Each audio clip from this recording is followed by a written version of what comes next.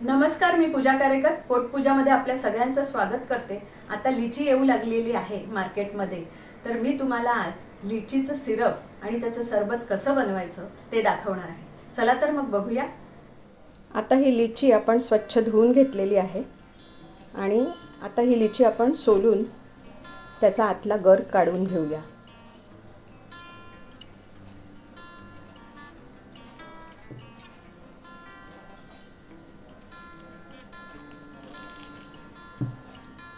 आता आपली ही सगळी लिची सोलून झालेली आहे। आता आपण त्याच्यामध्ये ज्या बिया असतात त्या काढून घेऊया।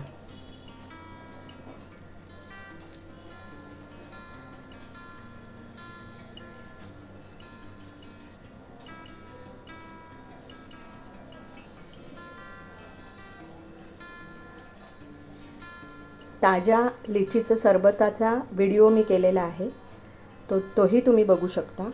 पण आत्ता जो आपण हे लिचीचं सरबतासाठी पल्प करून ठेवणार आहोत, फ्रीजमध्ये करून ठेवू शकतो आपण, म्हणजे जेणेकरून कधीही आपल्याला सरबत हवं असेल तेव्हा आपण तो पल्प वापरू शकतो। आता आपण हा मिक्सरला पल्प करून घेऊया।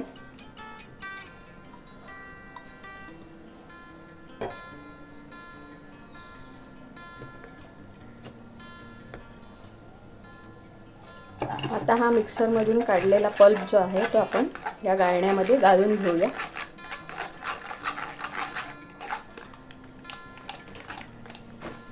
आता हा ज्यूस किती आलाय ते आपण मोजून घेऊया। साधारण 1 वाटी आहे।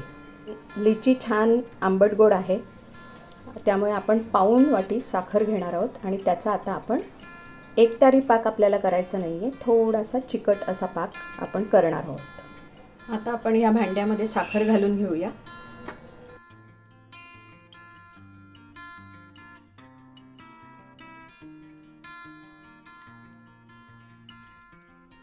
साधारण साखर भिजेल एवढं पाणी आपण घालूया।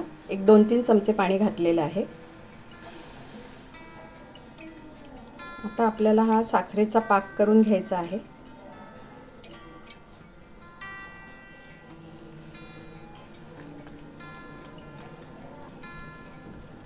आता आपल्याला हा अगदी एकतारी नाही करायचा आहे, जरा असा चिकट झाला की आपल्याला गॅस बंद करायचा आहे।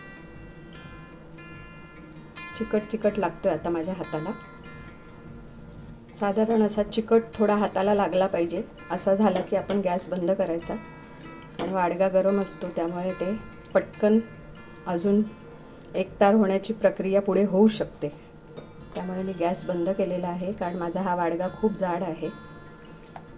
आता हा थोडा थंड झाला की आपण त्याच्यामध्ये तो ज्यूस मिक्स करणार आहोत। आता आपण ह्याच्यामध्ये ज्यूस जो आपण काढलेला आहे लिचीचा तो घालून घेऊया।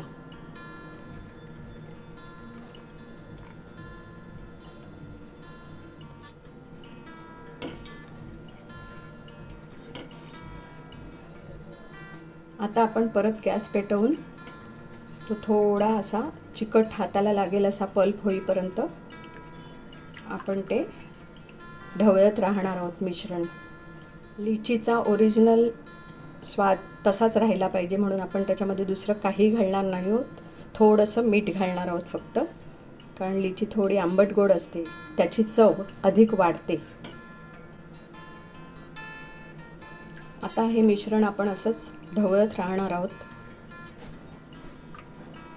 हा पल्प करण्याचा हेतू हाच की सीझन नसतानाही आपल्याला कधीही इच्छा झाली तर आपण हे लिचीचं सरबत पिऊ शकतो। आता हे इथे होतं ते एवढं झालेलं आहे कमी, थोडं घटसर झालेलं आहे, तर आता आपण गॅस बंद करूया।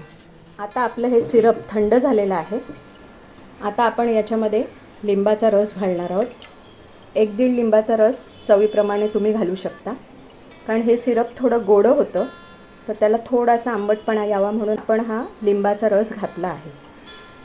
आपल्या आवडीनुसार आपल्याला कसं आंबट गोड आवडत असेल तसा आपण लिंबाचा रस वाढवू शकतो। आता हे सिरप छान थंड झालेलं आहे। आता आपण हे या बाटलीमध्ये भरून ठेवूया।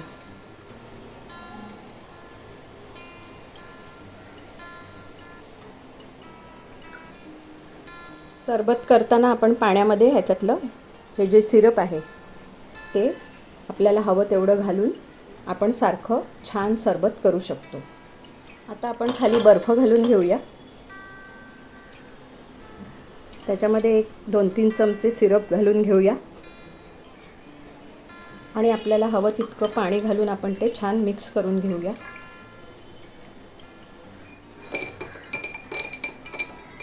लिचीच्या सिरपपासून बनवलेलं हे सरबत आता आपलं हे तयार आहे.